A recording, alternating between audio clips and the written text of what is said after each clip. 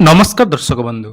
ମୁଁ ପ୍ରଦୀପ ଆପଣମାନଙ୍କୁ ସ୍ୱାଗତ କରୁଛି ଆଜିର ଆଉ ଏକ ନୂଆ ଭିଡ଼ିଓରେ। ତ ଚଳିତ ବର୍ଷ ଯେଉଁ ପିଲାମାନେ ପ୍ଲସ୍ ଟୁ ପାଠ୍ୟକ୍ରମରେ ନାମ ଲେଖିବା ପାଇଁ ଚାହୁଁଛନ୍ତି ତାଙ୍କର ଯାହାକି ଅନଲାଇନ୍ ଆବେଦନ ଆପଣମାନଙ୍କର 26 ତାରିଖ ଠାରୁ ଆରମ୍ଭ ହୋଇସାରିଛି। ତେଣୁ ପିଲାମାନଙ୍କର ବହୁତ ସାରା କମେଣ୍ଟ ରହୁଥିଲା ଯେ ଫର୍ମ ଆବେଦନର ଗୋଟେ ଡିଟେଲ୍ସ ଭିଡ଼ିଓ ବନେଇବା ପାଇଁ। ଦେଖନ୍ତୁ ଫର୍ମ ଆବେଦନ କରିବା ପୂର୍ବରୁ ପିଲାମାନେ ଯେଉଁମାନେ ବି ଏଥର ଦଶମ ପାସ୍ ହେଇଛନ୍ତି ସେମାନେ ଏବଂ ପୂର୍ବରୁ ଯଦି କେଉଁ ପିଲାମାନେ ଦଶମ ପାସ୍ କରିଛନ୍ତି କିନ୍ତୁ ପ୍ଲସ୍ ଟୁରେ ନାମ ଲେଖିନଥିଲେ ସେମାନେ ମଧ୍ୟ ଯାହାକି ପ୍ଲସ୍ ଟୁ ପାଠ୍ୟକ୍ରମ ପାଇଁ ନାମ ଲେଖିପାରିବେ। ତ ଉଭୟ ଆର୍ଟ୍ସ କମର୍ସ ଏବଂ ସାଇନ୍ସରେ ଯେଉଁ ପିଲାମାନେ ନାମ ଲେଖିବେ ସେମାନଙ୍କର ଯେଉଁଟାକି ଫର୍ମ ଫିଲ୍ଅପ୍ ଆପଣମାନଙ୍କର ଚାଲୁ ରହିଛି। ତେଣୁ ଫର୍ମ ଫିଲ୍ଅପ୍ କରିବା ପୂର୍ବରୁ ବହୁତ ଜଣଙ୍କର ବହୁତ ସାରା ଡାଉଟ୍ ମଧ୍ୟ ରହୁଛି। ଯେମିତିକି ବହୁତ ଜଣ ପିଲା କନଫ୍ୟୁଜନରେ ଅଛନ୍ତି ଯେ ଆପଣମାନେ ଯେଉଁ କଲେଜ ସିଲେକ୍ସନ୍ କରିବେ ଆପଣମାନେ ଚାହୁଁଛନ୍ତି ଗୋଟେ ଭଲ କଲେଜରେ ନାମ ଲେଖିବା ପାଇଁ ଯେଉଁଥିରେ କି ଆପଣମାନଙ୍କର ଡାଉଟ୍ ଅଛି ସାଇନ୍ସରେ ଆପଣମାନେ ଯଦି ସେଠି ପଢ଼ିବା ପାଇଁ ଚାହୁଁଛନ୍ତି କଟ୍ ଅଫ୍ ହାଇ ଯିବ ବା ଆପଣମାନେ ଉଭୟ ସାଇନ୍ସ ଏବଂ ଆର୍ଟ୍ସ ପାଇଁ କଲେଜରେ ଆପ୍ଲାଏ କରିବା ପାଇଁ ଚାହୁଁଛନ୍ତି ତାହେଲେ ଆପ୍ଲାଏ କରିପାରିବେ କି ନାହିଁ ଏହାରି ଉପରେ ବହୁତ ସାରା ଡାଉଟ୍ ରହିଛି। ତେଣୁ ଆସନ୍ତୁ ଆଜିର ଏହି ଭିଡ଼ିଓରେ ଆମେ ନୂଆ ଫର୍ମ ଯେଉଁଟାକି ଆବେଦନ କରିବା ନିଜ ମୋବାଇଲରେ ମଧ୍ୟ ଆପଣମାନେ ଘରେ ବସି ଆବେଦନ କରିପାରିବେ ଏବଂ ଏକରୁ ଅଧିକ ଯେଉଁଟାକି ଷ୍ଟ୍ରିମ୍ରେ ମଧ୍ୟ ଆପଣମାନେ ଆବେଦନ କରିପାରିବେ। ଯେମିତିକି ଆପଣମାନେ ଚାହିଁଲେ ଆର୍ଟ୍ସରେ ମଧ୍ୟ ଆବେଦନ କରିବା ସହିତ ଆପଣମାନଙ୍କର ସାଇନ୍ସରେ ମଧ୍ୟ ଆବେଦନ କରିପାରିବେ। ତ କେମିତି ଆବେଦନ ହେବ ପ୍ରୋସେସ୍ କ'ଣ ରହିଛି ସବୁକିଛି ଡିଟେଲ୍ସ ଆଜିର ଏହି ଭିଡ଼ିଓରେ ଜାଣିବା। ତେଣୁ ଭିଡ଼ିଓକୁ ଜମାରୁ ସ୍କିପ୍ ନ କରି ପ୍ରଥମରୁ ଶେଷ ପର୍ଯ୍ୟନ୍ତ ଦେଖିବେ। ତା ପୂର୍ବରୁ ଯଦି ଚ୍ୟାନେଲକୁ ପ୍ରଥମ ଥର ଭିଜିଟ୍ କରୁଛନ୍ତି ଭିଡ଼ିଓକୁ ଲାଇକ୍ କରିବା ସହିତ ଚ୍ୟାନେଲକୁ ସବସ୍କ୍ରାଇବ୍ ମଧ୍ୟ କରିଦେବେ ଏବଂ ଫେସବୁକରେ ଭିଡ଼ିଓଟି ଦେଖୁଥିଲେ ଫଲୋ କରିବା ପାଇଁ ଜମାରୁ ଭୁଲିବେନି। ତ ସର୍ବପ୍ରଥମେ ପ୍ଲସ୍ ଟୁ ଆଡ଼ମିସନ୍ ହେବା ପାଇଁ ଆପଣମାନଙ୍କର ଦେଖନ୍ତୁ ପୋର୍ଟାଲ ଯେଉଁଟାକି ରହିଛି ସାମ୍ସ ପୋର୍ଟାଲରେ ଆପଣମାନଙ୍କୁ ଆଡ଼ମିସନ୍ ହେବା ପାଇଁ ପଡ଼ିବ ବା ଏଠି ଆଡ଼ମିସନ୍ ପୂର୍ବରୁ କିଛି ଡକୁମେଣ୍ଟ ଯେମିତିକି ଆପଣମାନଙ୍କର passport size photograph signature valid email ID mobile number ତାପରେ ଆପଣମାନଙ୍କର ବ୍ୟାଙ୍କ ପାସବୁକ୍ ଏବଂ ଯେଉଁମାନେ ଏସ୍ସି ଏସ୍ଟି କାଟେଗୋରୀରୁ ବିଲଙ୍ଗସ୍ କରୁଛନ୍ତି ତାଙ୍କର କାଷ୍ଟ ସାର୍ଟିଫିକେଟ୍ ଫିଜିକାଲ୍ ହ୍ୟାଣ୍ଡିକ୍ୟାପ୍ ଥିଲେ ଆପଣମାନଙ୍କର ହ୍ୟାଣ୍ଡିକ୍ୟାପ୍ ସାର୍ଟିଫିକେଟ୍ ଏହିସବୁ ଡିଟେଲ୍ସ ଦେବା ପାଇଁ ପଡ଼ିବ। ତା ସହିତ ଇନକମ୍ ସାର୍ଟିଫିକେଟ୍ ଯଦି ଆପଣମାନଙ୍କ ପାଖରେ ନାହିଁ ତାହେଲେ ଇନକମ୍ ସାର୍ଟିଫିକେଟ୍ ଆପଣମାନେ ଆଡ଼ମିସନ୍ ଟାଇମ୍ରେ ମଧ୍ୟ ଦେଇପାରିବେ। ତ ସବୁକିଛି ଡିଟେଲ୍ସ ଆପଣମାନଙ୍କୁ ମୁଁ ଭିଡ଼ିଓରେ ଯାଇକି ଷ୍ଟେପ୍ ବାଇ ଷ୍ଟେପ୍ କହିବି। ସର୍ବପ୍ରଥମେ ସାମ୍ସ ପୋର୍ଟାଲକୁ ଆପଣମାନେ ଆସିଲା ପରେ ଦେଖନ୍ତୁ ସ୍କୁଲ ଆଣ୍ଡ ମାଥ୍ସ ଏଜୁକେସନର ହାୟର ସେକେଣ୍ଡାରୀ ସ୍କୁଲ ଯେଉଁ ଅପସନ୍ଟି ରହିଛି ତ ସେଇ ଅପସନ୍ରେ ଆପଣମାନେ କ୍ଲିକ୍ କରିବେ। ତା ପୂର୍ବରୁ ପିଲାମାନେ ଯେଉଁମାନେ ବି ଆବେଦନ କରୁଛନ୍ତି ଫର୍ମ ଫିଲ୍ଅପ୍ କରୁଛନ୍ତି ଆପଣମାନେ ସର୍ବପ୍ରଥମେ ମାଇଣ୍ଡ ସେଟଅପ୍ କରନ୍ତୁ ଯେ ଆପଣମାନେ ଆର୍ଟ୍ସ ଷ୍ଟ୍ରିମ୍ରେ ପଢ଼ିବେ କି ସାଇନ୍ସ ପଢ଼ିବେ କି କମର୍ସ ପଢ଼ିବେ। କାରଣ ବହୁତ ଜଣ ପିଲା ଏଇଟା ହିଁ କନଫ୍ୟୁଜନ୍ ହୁଅନ୍ତି ଯେ ବହୁତ ଜଣଙ୍କର ଇଚ୍ଛା ଥାଏ ସାଇନ୍ସ ପଢ଼ିବା ପାଇଁ କିନ୍ତୁ ସେମାନେ ଯାହାକି ଆର୍ଟ୍ସ ପଢ଼ିଥାନ୍ତି ଏବଂ ବହୁତ ଜଣ ପିଲା ସାଇନ୍ସ ପଢ଼ିବା ପାଇଁ ଇଚ୍ଛା ନଥିଲେ ମଧ୍ୟ ଘରେ ପ୍ରେସର କରନ୍ତି ବା ସମସ୍ତେ ଭାବନ୍ତି ଯେ ଆପଣମାନେ ସାଇନ୍ସ ପଢ଼ିଲେ ବହୁତ କିଛି ହେବ। ସେମିତି ନାହିଁ ପିଲାମାନେ ତୁମେ ଯେଉଁଟା ଚଏଜ୍ କରୁଛ ବା ତୁମେମାନେ ଯେଉଁଥିରେ ବେଷ୍ଟ ଦେଇପାରିବ ସେଇଟା ଆପଣମାନେ ପ୍ରଥମେ ମାଇଣ୍ଡ ସେଟଅପ୍ କରନ୍ତୁ। ତା ସହିତ କଲେଜ ସିଲେକ୍ସନ୍ କରିବା ମଧ୍ୟ ଗୋଟେ ସବୁଠାରୁ ଇମ୍ପୋର୍ଟାଣ୍ଟ କଥା କେଉଁ କଲେଜ ଆପଣମାନଙ୍କ ଘର ପାଖରେ ହେଇପାରିବ ଏବଂ କେଉଁ କଲେଜରେ ଭଲ ପାଠ ପଢ଼ା ହେଉଛି ହଷ୍ଟେଲର ସୁବିଧା ଅଛି ଏ ବିଷୟରେ ମଧ୍ୟ ଆପଣମାନଙ୍କୁ ଧ୍ୟାନ ଦେବା ପାଇଁ ପଡ଼ିବ। କାରଣ ଏ ବିଷୟରେ କେହି ଆପଣମାନଙ୍କୁ କହିବେ ନାହିଁ ସମସ୍ତେ ଆପଣମାନଙ୍କୁ କେବଳ ଫର୍ମ ଫିଲ୍ଅପ୍ ବିଷୟରେ କହୁଛନ୍ତି। କିନ୍ତୁ ମୁଁ ଯେହେତୁ ବହୁତ ଜଣ ପିଲା ମୋତେ ପଚାରୁଛନ୍ତି ପର୍ସନାଲି ମଧ୍ୟ ମେସେଜ କରୁଛନ୍ତି ଯେ ଆମେ କେମିତି କ'ଣ କରିବୁ ତେଣୁ ଏଇଟା ମୋର ପର୍ସନାଲ ସଜେସନ୍। ଆବେଦନ କରିବା ପୂର୍ବରୁ ସର୍ବପ୍ରଥମେ ଆପଣମାନେ ମାଇଣ୍ଡ ସେଟଅପ୍ କରନ୍ତୁ କେଉଁଥିରେ ପାଠ ପଢ଼ିବେ। ତାପରେ ଦେଖନ୍ତୁ ଏଠି ରହିଛି ଛାତ୍ରଛାତ୍ରୀ ଲଗଇନ୍ ତ ସେଇ ଛାତ୍ରଛାତ୍ରୀ ଲଗଇନ୍ ଅପସନ୍ରେ ଆପଣମାନେ କ୍ଲିକ୍ କରିବେ। କ୍ଲିକ୍ କଲା ପରେ ଦେଖନ୍ତୁ ଏଠି ଦୁଇଟା ଅପସନ୍ ରହିଛି ଗୋଟିଏ ରହିଛି ଏକ୍ଜିଷ୍ଟିଂ ଷ୍ଟୁଡେଣ୍ଟ ଗୋଟେ ନ୍ୟୁ ଷ୍ଟୁଡେଣ୍ଟ ରେଜିଷ୍ଟ୍ରେସନ୍। ତ ଯେହେତୁ ଆମର ନୂଆ ପିଲାମାନେ ସମସ୍ତେ କରୁଛନ୍ତି ନ୍ୟୁ ଷ୍ଟୁଡେଣ୍ଟ ରେଜିଷ୍ଟ୍ରେସନ୍ ଅପସନ୍ରେ କ୍ଲିକ୍ କରିବ। ନ୍ୟୁ ଷ୍ଟୁଡେଣ୍ଟ ରେଜିଷ୍ଟ୍ରେସନ୍ ଅପସନ୍ରେ କ୍ଲିକ୍ କଲା ପରେ ଏଠି ଆପଣମାନଙ୍କର କ'ଣ ଦେବ ନା ଆପଣମାନଙ୍କର ନାମ ମୋବାଇଲ ନମ୍ବର ଇମେଲ୍ ଆଇଡି ଦେଇସାରିଲା ପରେ ଜେନେରେଟ୍ ଓଟିପି ଅପସନ୍ରେ କ୍ଲିକ୍ କରିବ। ଯେତେବେଳେ ଜେନେରେଟ୍ ଓଟିପି ଅପସନ୍ରେ କ୍ଲିକ୍ କରିବ ଆପଣମାନଙ୍କର ଇମେଲ୍ ଆଇଡି ଏବଂ ମୋବାଇଲକୁ ଗୋଟେ ଓଟିପି ଆସିବ ତ ସେଇ ଓଟିପି ଏଠି ଆପଣମାନଙ୍କୁ ସବମିଟ୍ କରିବା ପାଇଁ ପଡ଼ିବ। ତ ଦେଖନ୍ତୁ ଜେନେରେଟ୍ ଓଟିପି ଅପସନ୍ରେ କ୍ଲିକ୍ କଲା ପରେ ଆପଣମାନଙ୍କ ମୋବାଇଲ ନମ୍ବର ଏବଂ ଇମେଲ୍ ଆଇଡିକୁ ଗୋଟେ ଓଟିପି ଆସିବ ତ ସେଇ ଓଟିପି ଆପଣମାନେ ଏଠି ସବମିଟ୍ କରିବେ। ଓଟିପି ସବମିଟ୍ କଲା ପରେ ଆପଣମାନଙ୍କର ଦେଖନ୍ତୁ ଗୋଟେ ରହିଛି ପାସୱାର୍ଡ଼ ଯେଉଁଟାକି ଆପଣମାନଙ୍କର 8 ଡିଜିଟ୍ରେ ରହିବ। ସୋ ସେ ପାସୱାର୍ଡ଼ଟା ଆପଣମାନେ ନିହାତି ମନେ ରଖିବେ। ପାସୱାର୍ଡ଼ ସବୁବେଳେ ଆପଣମାନଙ୍କର ନାମର ଫାଷ୍ଟ 4ଟା ଅକ୍ଷର ଦେବେ ତା ସହିତ ଆପଣମାନଙ୍କର @ ଗୋଟେ ଦେବେ ଆଉ କିଛି ନମ୍ବର ଆପଣମାନେ ଦେବେ ଯେଉଁଟାକି ଆପଣମାନଙ୍କୁ ମନେ ରଖିବା ପାଇଁ ଇଜି ହେବ। ତ ତାପରେ ଦେଖନ୍ତୁ ସବୁ ଡିଟେଲ୍ସ ଦେଇସାରିଲା ପରେ ସବମିଟ୍ ଅପସନ୍ରେ ଯେତେବେଳେ ଆପଣମାନେ କ୍ଲିକ୍ କରିବେ ତ ଦେଖନ୍ତୁ ଆମ ରେଜିଷ୍ଟ୍ରେସନ୍ ସକ୍ସେସଫୁଲ୍ ହେଇଯିବ। ତାପରେ ଓକେ ଅପସନ୍ରେ ଆପଣମାନେ କ୍ଲିକ୍ କରିବେ। କ୍ଲିକ୍ କଲା ପରେ ଏକ୍ଜିଷ୍ଟିଂ ଷ୍ଟୁଡେଣ୍ଟ ଅପସନ୍ରେ କ୍ଲିକ୍ କରି ଏଠି ଲଗ୍ଇନ୍ କରିବେ। ତ ଲଗ୍ଇନ୍ କଲା ସମୟରେ କ'ଣ ସିଲେକ୍ଟ କରିବେ ନା କ୍ଲାସ୍ ଏକ୍ସଆଇ ସିଲେକ୍ଟ କରିବେ mobile number password captcha code ଦେଇ ଏଠି ସାଇନ୍ ଇନ୍ କରିନେବେ। ତାପରେ ଦେଖନ୍ତୁ ପିଲାମାନେ ଏଠି ଆପଣମାନଙ୍କର ଯୋଉଟାକି କମନ୍ ଆପ୍ଲିକେସନ୍ ଫର୍ମ ଆସିଯିବ। ପ୍ରଥମେ ରହିଛି ଆପ୍ଲିକେସନ୍ ଫର୍ମ, ତାପରେ ଆପଣମାନେ ପେମେଣ୍ଟ କରିବେ, ତାପରେ ଆପଣମାନଙ୍କର ପ୍ରିଣ୍ଟ ହେବ। ପ୍ରିଣ୍ଟ କରିସାରିଲା ପରେ ଯେତେବେଳେ ସିଲେକ୍ସନ୍ ଆସିବ ଆପଣମାନଙ୍କର ଇଣ୍ଟିମେସନ୍ ଲେଟର୍ ସେଇଟା ପରବର୍ତ୍ତୀ ସମୟରେ ଆପଣମାନଙ୍କୁ ଦେବା ପାଇଁ ପଡ଼ିବ। ତେଣୁ ଫାଷ୍ଟ ଆମର ଡେଡଲାଇନ୍ ମଧ୍ୟ ଏଠି ଦେଖିପାରୁଥିବେ କେତେ ତାରିଖ ଯାକେ ରହିଛି। 30/6 ପର୍ଯ୍ୟନ୍ତ ଅର୍ଥାତ୍ 30 ଜୁନ୍ ପର୍ଯ୍ୟନ୍ତ ଆପଣମାନଙ୍କର ଆପ୍ଲିକେସନ୍ ଯୋଉଟାକି ଚାଲି ରହିବ କମନ୍ ଆପ୍ଲିକେସନ୍। ତାପରେ ଫାଷ୍ଟ ମେରିଟ୍ ଲିଷ୍ଟ ଆପଣମାନଙ୍କର 8 ଜୁଲାଇରେ ଆସିବ। ତ ଏଠି ଆପଣମାନେ କ'ଣ କରିବେ ଦେଖନ୍ତୁ ଏଠି ଗୋଟେ ଅପସନ୍ ରହିଛି 3 ଡଟ୍ ଅପସନ୍ରେ, ତାପରେ ଏଠି ରହିଛି ଅପସନ୍ CAF ଆପ୍ଲାଏ ବା କମନ୍ ଆପ୍ଲିକେସନ୍ ଫର୍ମ ଆପ୍ଲାଏ, ସେଇ ଅପସନ୍ରେ କ୍ଲିକ୍ କରିଦେବ। କ୍ଲିକ୍ କଲା ପରେ ପ୍ରଥମେ ଏଠି ଆପଣମାନଙ୍କର ରହିଛି ଦେଖନ୍ତୁ name of the examination board ଯୋଉଟାକି ଆସିଯିବ BSc ଓଡ଼ିଶା। ତାପରେ ରହିଛି year of passing. Year of passing ଏଠି ଆପଣମାନେ କ'ଣ ଦେବେ ନା ଯେଉଁମାନେ ଏଇ ବର୍ଷ ପାସ୍ କରିଛନ୍ତି ସେମାନେ ଏଠି ଆପଣମାନଙ୍କର 2026 ଦେବେ, ନହେଲେ ଆଗରୁ ଯେଉଁମାନେ ପାସ୍ କରିଛନ୍ତି ଏଠି ଆପଣମାନଙ୍କର ସେଇ ହିସାବରେ ଦେବେ। ତ ପାସିଂ ଇୟର ଦେଖନ୍ତୁ 2026 ଏଠି ଦେଇଦେଲେ। ଯେଉଁମାନଙ୍କର ଯଦି ପୂର୍ବରୁ କେଉଁ ଇୟରରେ ଆପଣ 10th ପାସ୍ କରିଛନ୍ତି ସେଠି ମଧ୍ୟ ଏଠି ଆବେଦନ କରିପାରିବେ। ତାପରେ ରୋଲ୍ ନମ୍ବର ରହିଛି ଆପଣମାନଙ୍କର ଏଡମିଟ୍ କାର୍ଡ଼ରେ ଯେଉଁ 10th ରୋଲ୍ ନମ୍ବର ଥିଲା ସେଇଟା ଏଣ୍ଟର କରିନେବେ। ଏଣ୍ଟର କରିସାରିଲା ପରେ ଜେଣ୍ଡର, ବ୍ଲଡ଼ ଗ୍ରୁପ୍ ଆପଣମାନଙ୍କର ଯାହା ରହିଛି ବ୍ଲଡ଼ ଗ୍ରୁପ୍ ସିଲେକ୍ଟ କରିବେ। ଯଦି ବ୍ଲଡ଼ ଗ୍ରୁପ୍ ଜାଣିନାହାନ୍ତି ତାହେଲେ ତାକୁ ସ୍କିପ୍ ମଧ୍ୟ କରିପାରିବେ। ତାପରେ ଆପଣମାନଙ୍କର ସବୁ କିଛି ଡିଟେଲ୍ସ ଯେମିତିକି ଫାଦର୍ସଙ୍କର ନେମ୍, ମଦର୍ସଙ୍କର ନେମ୍, ଏଇଟା ଆପଣମାନଙ୍କର ଯେଉଁଟାକି ମେଟ୍ରିକ୍ ରୋଲ୍ ନମ୍ବର ଅନୁସାରେ ସବୁ କିଛି ଡିଟେଲ୍ସ ଆସିଯିବ। ତ ଏଠି ମୁଁ ଦେଇଦେଉଛି ଦେଖନ୍ତୁ। ତାପରେ ଏଠି ଦେଖନ୍ତୁ ନିଜର ଡେଟ୍ ଅଫ୍ ବାର୍ଥ, ଆପଣଙ୍କର ନ୍ୟାସନାଲିଟି, ମଦର ଟଙ୍ଗ, ତାପରେ ଏଠି ଆପଣମାନଙ୍କର ଆଧାର ନମ୍ବର ଅଛି। ତ ସେଠି ଆଧାର ନମ୍ବର ଏଠି ଆପଣମାନଙ୍କର କମ୍ପଲସରି ନୁହେଁ, କିନ୍ତୁ ଆପଣମାନେ ନିଜର ଆଧାର ନମ୍ବର ଦେବେ। ତାପରେ ରହିଛି guardian mobile number, guardian mobile number ଏଠି ଦେବେ। ତାପରେ ଦେଖନ୍ତୁ କେତେ ପରସେଣ୍ଟ ଆପଣମାନଙ୍କର ମାର୍କ ଯୋଉଟା ରଖିଛନ୍ତି 10thରେ ତାର ଡିଟେଲ୍ସ ମଧ୍ୟ ଏଠି ଆପଣମାନଙ୍କର ଅଟୋମେଟିକ୍ ଆସିଯିବ। ଏବଂ ଯେଉଁମାନେ ଅର୍ଫାନ୍ ଅଛନ୍ତି ବା ଯେଉଁଙ୍କର ବାପା ମା ନାହିଁ ସେଠି ମଧ୍ୟ ଏଠି ଟିକ୍ କରିପାରିବେ। ତ ସବୁ କିଛି ଆପଣମାନେ ଗୋଟେ ପରେ ଗୋଟେ ଯାଇକି ସବମିଟ୍ କରିବେ। ଯଦି ଆପଣମାନଙ୍କର ମାର୍କ ଯୋଉଟାକି ରହିଛି ସେଟା ଆପଣମାନଙ୍କର ଭୁଲ ଅଛି, ସେଟା ଚାହିଁଲେ ମଧ୍ୟ ଆପଣମାନେ ନୋ ଅପସନ୍ରେ କ୍ଲିକ୍ କରି ତାକୁ ଆଉଥରେ ଏଡିଟ୍ ମଧ୍ୟ କରିପାରିବେ। ତ ଚାଲନ୍ତୁ ମୁଁ ସବୁ କିଛି ଡିଟେଲ୍ସ ବର୍ତ୍ତମାନ ଫିଲ୍ଅପ୍ କରିନେଉଛି। ତ ଫଟୋ ମଧ୍ୟ ଅପଲୋଡ଼ ହେଇଗଲା, ସବୁ କିଛି ଡିଟେଲ୍ସ ବର୍ତ୍ତମାନ ମୁଁ ଏଠି ଦେଇଦେଲି। ତାପରେ ଦେଖନ୍ତୁ ଡିଟେଲ୍ସ ଅଫ୍ ମାର୍କ, 10thରେ ଯେତିକି ମାର୍କ ଅଛି ତାର ଡିଟେଲ୍ସ ଏଠି ଆପଣମାନଙ୍କର ଆସିଗଲା। ତାପରେ କେଉଁ ସ୍କୁଲରେ ତୁମେମାନେ ପାସ୍ କରିଛ ତାହା ମଧ୍ୟ ଅଟୋମେଟିକ୍ ଆସିଯିବ। ଯଦି ଏଠି ସ୍କୁଲ ନା ନ ଆସିଲା ବା ଭୁଲ ଆସିଲା ଆପଣମାନେ ଚାହିଁଲେ ତାକୁ ମଧ୍ୟ ଏଠି ଯାଇକି ଚେଞ୍ଜ କରିପାରିବେ ବା ଏଡିଟ୍ କରିପାରିବେ। ତାପରେ ଦେଖନ୍ତୁ ରହିଛି ଇୟର୍ ଅଫ୍ ଜଏନିଂ, କେଉଁ ଇୟର୍ରେ ତୁମେ ସ୍କୁଲରେ ଜଏନ୍ କରିଥିଲ, ଅର୍ଥାତ୍ ଆଉ ତୁମର ଯଦି ସ୍କୁଲରେ ଯେବେ 8ରୁ ଯଦି 10 ଯାଏ ଅଛି ତାହେଲେ 8 କେବେ ଆପଣମାନେ ଜଏନ୍ କରିଛନ୍ତି, ସବୁ କିଛି ଡିଟେଲ୍ସ ଏଠି ଆପଣମାନେ ଦେଇଦେବେ। ତାପରେ ଦେଖନ୍ତୁ ନେକ୍ସଟ ରହିଛି ଅପର ଆଇଡି, ଯୋଉଟାକି ଯଦି ତୁମମାନଙ୍କ ପାଖରେ ଅପର ଆଇଡି ଅଛି ତାହେଲେ ଅପର ଆଇଡି ଦେବ, ନହେଲେ ଏଟାକୁ ଆପଣମାନେ ସ୍କିପ୍ କରିଦେବେ। ତାପରେ ନେକ୍ସଟ ଅପସନ୍ରେ କ୍ଲିକ୍ କରିଦେବେ।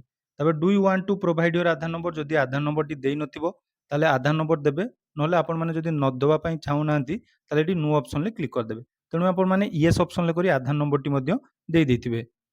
ତାପରେ ଦେଖନ୍ତୁ ସେକଣ୍ଡ ଅପସନ୍ ଯାହାକି ଆଡ୍ରେସ୍ ଏବଂ ଇନକମ୍ ଇନଫୋ ବିଷୟରେ।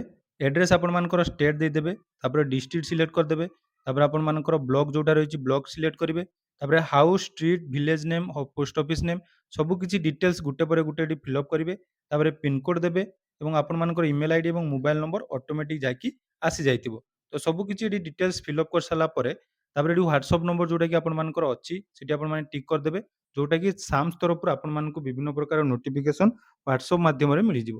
ତାପରେ ଦେଖନ୍ତୁ ଆର୍ ୟୁ NMMS ଆୱାର୍ଡ଼, ଅର୍ଥାତ୍ ଯଦି ତୁମେ NMMS ପାଇଛ ତାହେଲେ ସେଠି ଆପଣମାନେ ୟେସ୍ କରିବେ। ଯେଉଁ ପିଲାମାନେ ପାଇଥିଲେ ସେମାନେ ୟେସ୍ କରିବେ, ଯେଉଁମାନେ ପାଇନାହାନ୍ତି ସେମାନେ ନୋ କରିବେ। ତ ଆପଣ ଯେହେତୁ ପାଇନି ତାହେଲେ ଏଠି ନୋ କରିଦେବେ।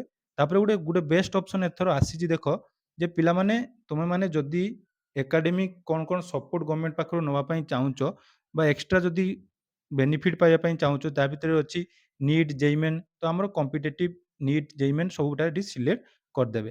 ତାପରେ ଇନକମ୍ ଡିଟେଲ୍ସ ଆମର ବାପାଙ୍କର ଯୋଉଟାକି ଡିଟେଲ୍ସ ଦେବା ପାଇଁ ପଡ଼ିବ। ଇନକମ୍ ଦେଖନ୍ତୁ ଆପଣଙ୍କ ବାପା କ'ଣ କରୁଛନ୍ତି, ଚାଷ କରୁଥିଲେ କଲ୍ଟିଭେସନ୍ ଦେବେ, ଗଭର୍ଣ୍ଣମେଣ୍ଟ ସର୍ଭିସରେ ଥିଲେ ଗଭର୍ଣ୍ଣମେଣ୍ଟ ସର୍ଭିସ, ପ୍ରାଇଭେଟ୍ ସେକ୍ଟରରେ କାମ କରୁଥିଲେ ପ୍ରାଇଭେଟ୍ ସେକ୍ଟର ଦେବ, ନହେଲେ ବିଜନେସ୍। ଏଠି ଆମର ଏଗ୍ରିକଲଚର ଦେଇଦେଉଛୁ। ମଦରଙ୍କର ଦେଖନ୍ତୁ ସେଇଭଳି ଆମର ହୋମ୍ ମେକର ଅଛନ୍ତି। ତାପରେ ପ୍ୟାରେଣ୍ଟସ୍ଙ୍କର ଇନକମ୍ ଏଇଟା 1 ଲକ୍ଷ ଭିତରେ ଦେବେ। ତାପରେ ଦେଖନ୍ତୁ ଆସିଲା ବ୍ୟାଙ୍କ ଇନଫର୍ମେସନ୍, ଅର୍ଥାତ୍ ଏଠି ବ୍ୟାଙ୍କର ସବୁ କିଛି ଡିଟେଲ୍ସ ଦେବା ପାଇଁ ପଡ଼ିବ, ଆକାଉଣ୍ଟ ନମ୍ବର, IFSC କୋଡ୍। ତାପରେ ଏଠି ଆପଣମାନଙ୍କର ଯୋଉଟାକି ଡିଟେଲ୍ସ ଏଠି ଅଟୋମେଟିକ୍ ଆସିଯିବ। ବ୍ୟାଙ୍କ ଡିଟେଲ୍ସ ଦେଇସାରିଲା ପରେ ନେକ୍ସଟ ଅପସନ୍ରେ କ୍ଲିକ୍ କରିବେ। ତାପରେ ନେକ୍ସଟ ଅପସନ୍ରେ କ୍ଲିକ୍ କଲା ପରେ ଦେଖନ୍ତୁ ପିଲାମାନେ ତୁମର ଯୋଉଟାକି ରିଜର୍ଭେସନ୍ର କିଛି ୱେଟେଜ୍ ଆସିବ, ଯେମିତିକି ଆପଣମାନଙ୍କର କେଉଁ କାଷ୍ଟରୁ ବିଲଙ୍ଗସ୍ କରୁଛନ୍ତି, SC ST OBC ଆପଣମାନଙ୍କର ଏସ୍‌ସି-ବିସି ତ ଯୋଉଟାକି ଆପଣମାନେ ଅଛନ୍ତି ସେଇଟା ଦେଇଦେବେ। ତାପରେ ଯଦି ଫିଜିକାଲ୍ ହ୍ୟାଣ୍ଡିକ୍ୟାପ୍ ଥିବ ତାହେଲେ ଏଇଠି ୟେସ୍ କରିବେ। ନହେଲେ ଏକ୍ସ ସର୍ଭିସମ୍ୟାନ୍ ଯାହା ବି ଏଠି ଆପଣମାନେ ଏଲିଜିବୁଲ୍ ସେଇଟା ସିଲେକ୍ଟ କରିବେ। ତାପରେ ଏନ୍‌ସିସିର ଅପସନ୍ ଅଛି ଯଦି ପିଲାମାନେ ତୁମର ଏନ୍‌ସିସି ଥିଲା ଏନ୍‌ସିସି ଏ ସାର୍ଟିଫିକେଟ୍ ଅଛି ବା ସି ସାର୍ଟିଫିକେଟ୍ ଅଛି ସେଠି ସିଲେକ୍ଟ କରିବ। ସ୍କାଉଟ୍ ଗାଇଡ୍‌ରେ ଯଦି ରାଜ୍ୟ ପୁରସ୍କାର ବା ପ୍ରେସିଡେଣ୍ଟ ପୁରସ୍କାର ପାଇଛନ୍ତି ତାହେଲେ ଏଠି ଆପଣମାନେ ସିଲେକ୍ଟ କରିପାରିବେ। ଯେଉଁମାନେ ସ୍ପୋର୍ଟସରେ ଷ୍ଟେଟ୍, ନ୍ୟାସନାଲ୍, ଇଣ୍ଟରନ୍ୟାସନାଲ୍ ଖେଳିଛନ୍ତି ସେମାନେ ସିଲେକ୍ଟ କରିବେ। ନହେଲେ ଏଟାକୁ ଆପଣମାନଙ୍କର ସ୍କିପ୍ କରିଦେବେ। ତାପରେ ଫାଇନାଲ୍ ଆସିଲା ଯୋଉଟାକି କଲେଜ ପ୍ରିଫରେନ୍ସ। ଦେଖନ୍ତୁ ଏଇଟା ହେଲା ମୋଷ୍ଟ ଇମ୍ପୋର୍ଟାଣ୍ଟ। କଲେଜ ପ୍ରିଫରେନ୍ସରେ ଏଠି ଗଭର୍ଣ୍ଣମେଣ୍ଟ, ଏଡେଡ୍ ଏବଂ ପ୍ରାଇଭେଟ୍ ରହିଛି। ତାପରେ ରହିଛି ସେଲ୍ଫ ଫାଇନାନ୍ସିଂ, ଭୋକେସନାଲ୍ ଏବଂ ସାଂସ୍କ୍ରିଟ। ତ ଯେଉଁମାନେ ଆର୍ଟ୍ସ କରିବା ପାଇଁ ଚାହୁଁଛ ଆର୍ଟ୍ସ, ସାଇନ୍ସ, କମର୍ସ ସେମାନେ ଗଭର୍ଣ୍ଣମେଣ୍ଟ, ଏଡେଡ୍ ଏବଂ ପ୍ରାଇଭେଟ୍ ଅପସନରେ କ୍ଲିକ୍ କରିବେ। ତାପରେ ଡିଷ୍ଟ୍ରିକ୍ଟ ଦେଖିବେ ଡିଷ୍ଟ୍ରିକ୍ଟ ଆମର କ'ଣ ରହିବ, କେଉଁ ଡିଷ୍ଟ୍ରିକ୍ଟ ପାଇଁ ଆପ୍ଲାଏ କରିବେ ସେଇଟା ଆପଣମାନେ ସିଲେକ୍ଟ କରିବେ। ଦେଖନ୍ତୁ ମୁଁ ଏଠି ଗୋଟେ ଗୋଟେ କରି ଆପଣମାନଙ୍କୁ ଦେଖାଉଛି। ଆମ ବାଲେଶ୍ୱର ଆପ୍ଲାଏ କରିବାର ଅଛି, ବାଲେଶ୍ୱର ଦେଲି। ତାପରେ ହାୟର ସେକେଣ୍ଡାରୀ ଯୋଉଟାକି ଆମର କଲେଜ ରହିଛି ତ ସେଇ କଲେଜର ନାଁ ଏଠି ଆପଣମାନେ ସିଲେକ୍ଟ କରିବେ। ତ ସେଇ ହିସାବରେ ଆପଣମାନେ ଏଠି ଭଲ ଭାବରେ ଦେଖନ୍ତୁ ଯୋଉଟାକି ପୂର୍ବରୁ ମୁଁ କହିଛି ଫାଷ୍ଟ ଆପଣମାନଙ୍କର ମାଇଣ୍ଡ ସେଟଅପ୍ କରିବା ପାଇଁ ପଡ଼ିବ। ତାପରେ ଏଠି ଆପଣମାନେ ଆପ୍ଲାଏ କରିବେ। ତେଣୁ ଦେଖନ୍ତୁ ମୁଁ ଏଠି ଫକୀରମୋହନ ଆମର ଏଫ୍ଏମ୍ କଲେଜରେ ମୁଁ ଯୋଉଟାକି ଫାଷ୍ଟ ଅପସନ୍ ଦେଲି। ତାପରେ ଦେଖନ୍ତୁ ଷ୍ଟ୍ରିମ୍ ଆପଣମାନେ କେଉଁ ଷ୍ଟ୍ରିମ୍, ଆର୍ଟ୍ସ, ସାଇନ୍ସ, କମର୍ସ। ତ ମୋର ସାଇନ୍ସ କରିବାର ଅଛି ବା ଯେଉଁ ପିଲାମାନେ ଦେଖିବେ ଏଠି ମୁଁ ଦୁଇଟା ବି ଦେଖେଇବି। ଆର୍ଟ୍ସରେ ମଧ୍ୟ ଆପ୍ଲାଏ କରିପାରିବେ, ସାଇନ୍ସରେ ମଧ୍ୟ ଆପ୍ଲାଏ କରିପାରିବେ। ତ ସାଇନ୍ସ ମୁଁ ଦେଲି। ସାଇନ୍ସ ଦେଲା ପରେ ଦେଖନ୍ତୁ ଏଠି ଅଟୋମେଟିକ୍ ଆପଣମାନଙ୍କର ଦେଖେଇବ ପ୍ରିଭିୟସ୍ ଇୟର କଟ୍ ଅଫ୍। ଦେଖିପାରୁଥିବେ ପ୍ରିଭିୟସ୍ ଇୟରରେ ଯୋଉଟାକି 86 ଯାଇଥିଲା। ତେଣୁ 91 ଯେହେତୁ ମୋର ଅଛି ତେଣୁ ସେଠି ହେବାର ଚାନ୍ସେସ୍ ଅଛି। Admission fee, second year fees, hostel fees ସବୁଗୁଡ଼ିକ ଡିଟେଲ୍ସ ଏଠି ଆପଣମାନଙ୍କର ଶୋ କରିବ। ଏଇଟା ହେଉଛି ଯୋଉଟାକି ମୋଷ୍ଟ ଏଥିର ଗୋଟେ ମୋଷ୍ଟ ଇମ୍ପୋର୍ଟାଣ୍ଟ ବା ପିଲାମାନେ ଏଠି କନଫର୍ମ ହେଇଯିବେ ଯେ ଆଗଥର କେତେ କଟ୍ ଅଫ୍ ଯାଇଥିଲା ତାହା ମଧ୍ୟ ଜାଣିପାରିବେ। କମ୍ପଲସରି ଏମ୍ଆଇଏଲ୍ ଦେଖନ୍ତୁ କମ୍ପଲସରି ଏମ୍ଆଇଏଲ୍ ଅଛି। MIL alternative English, Hindi, MIL Odia, MIL Sanskrit. ତ ମୋର ଏମ୍ଆଇଏଲ୍ ଓଡ଼ିଆ ରଖିବାର ଅଛି, ଓଡ଼ିଆ ମୁଁ ଦେଇଦେଲି। ତାପରେ ଆପଣମାନଙ୍କର ଫାଷ୍ଟ ଇଲେକ୍ଟିଭ୍ ଫିଜିକ୍ସ, କେମିଷ୍ଟ୍ରି, ତାପରେ ଗୋଟେ ରହିବ ବାୟୋଲୋଜି ରହିବ ନହେଲେ ମ୍ୟାଥମେଟିକ୍ସ ରହିବ। ତ ଏଠି ମୁଁ ବାୟୋଲୋଜି ସିଲେକ୍ଟ କରିଦେଉଛି। ତାପରେ ଦେଖନ୍ତୁ ପୁଣି ଆସିଲା ଫୋର୍ଥ ଇଲେକ୍ଟିଭ୍ ଇନ୍ ପ୍ରିଫରେନ୍ସ ଦେବେ।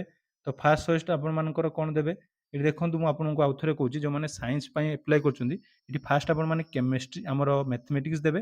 ତାପରେ ଫୋର୍ଥ ଚଏସ୍ରେ ଆପଣମାନେ ବାୟୋଲୋଜି ଦେବେ। ମନେ ରଖନ୍ତୁ ଏଇଟା ଫାଷ୍ଟ ମ୍ୟାଥମେଟିକ୍ସ ଯଦି ରଖିବା ପାଇଁ ଚାହୁଁଛ ମ୍ୟାଥମେଟିକ୍ସ ଦେବ, ତାପରେ ବାୟୋଲୋଜି ଦେବ।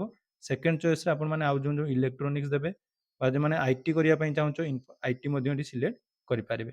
ତାପରେ are you interested in resident in ଆପଣମାନଙ୍କର ହଷ୍ଟେଲରେ ଯଦି ରହିବା ପାଇଁ ଚାହୁଁଛ ତାହେଲେ ୟେସ୍ ଦେବ।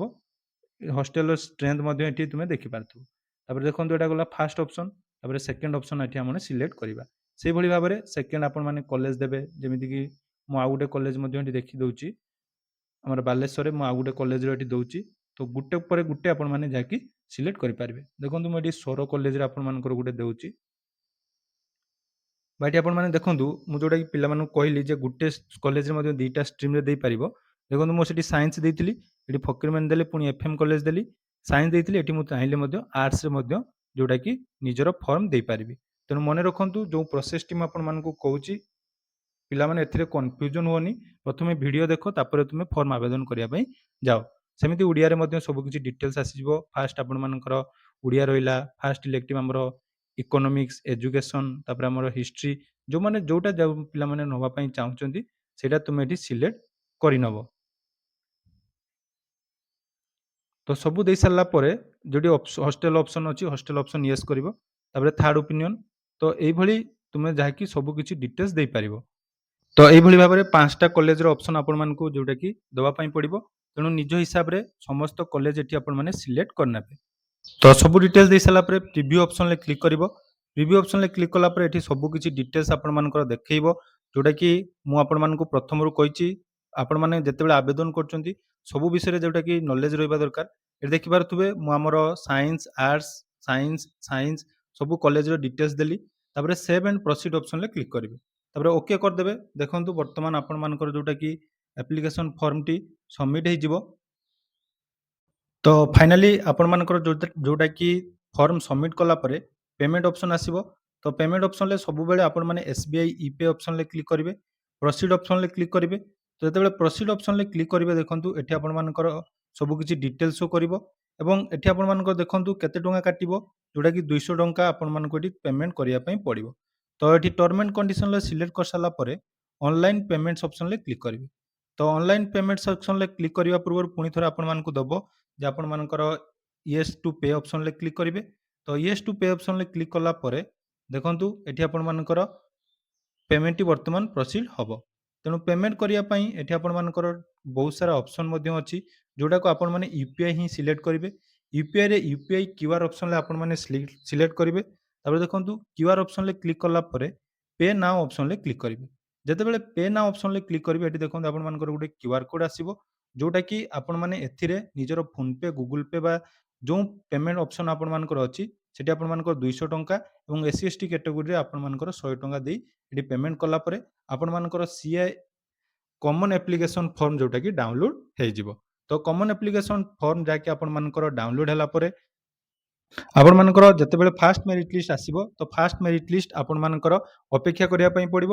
8 ଜୁଲାଇରେ ଫାଷ୍ଟ ମେରିଟ୍ ଲିଷ୍ଟ ଆସିଲା ପରେ ଆପଣମାନଙ୍କର କେଉଁ କଲେଜରେ ସିଲେକ୍ଟ ହେଲା, ଇଣ୍ଟିମେସନ୍ ଲେଟର ଆପଣମାନେ ସେ କମନ୍ ଆପ୍ଲିକେସନ୍ ଫର୍ମରୁ ପାଇପାରିବେ। ତେଣୁ ଏହା ଥିଲା ଆବେଦନର ଡିଟେଲ୍ସ ପ୍ରୋସେସ୍। ତେଣୁ ଯେଉଁ ପିଲାମାନେ ଆବେଦନ କରୁଛନ୍ତି ସର୍ବପ୍ରଥମେ ଆପଣମାନେ ମୁଁ ଯେଉଁ ପ୍ରୋସେସ୍ କହିଲି ସେ ପ୍ରୋସେସ୍‌କୁ ଭଲ ଭାବରେ ଜାଣନ୍ତୁ। ଯଦି ଆପଣମାନେ ମୋବାଇଲରେ ଆବେଦନ କରିବା ପାଇଁ ଚାହୁଁଛନ୍ତି ଆବେଦନ କରିପାରିବେ, ନହେଲେ ଯେକୌଣସି ଅନଲାଇନ୍ ସେଣ୍ଟରକୁ ଯାଇ ମଧ୍ୟ ଆବେଦନ କରିପାରିବେ। ତ ଭିଡ଼ିଓଟି ଭଲ ଲାଗିଥିଲେ ଚ୍ୟାନେଲକୁ ସବସ୍କ୍ରାଇବ୍ କରିବେ ଏବଂ ଆପଣମାନେ କେଉଁ ଡିଷ୍ଟ୍ରିକ୍ଟରୁ ଭିଡ଼ିଓ ଦେଖୁଛନ୍ତି କମେଣ୍ଟ ସେକ୍ସନରେ ଜଣାଇବେ। ଧନ୍ୟବାଦ।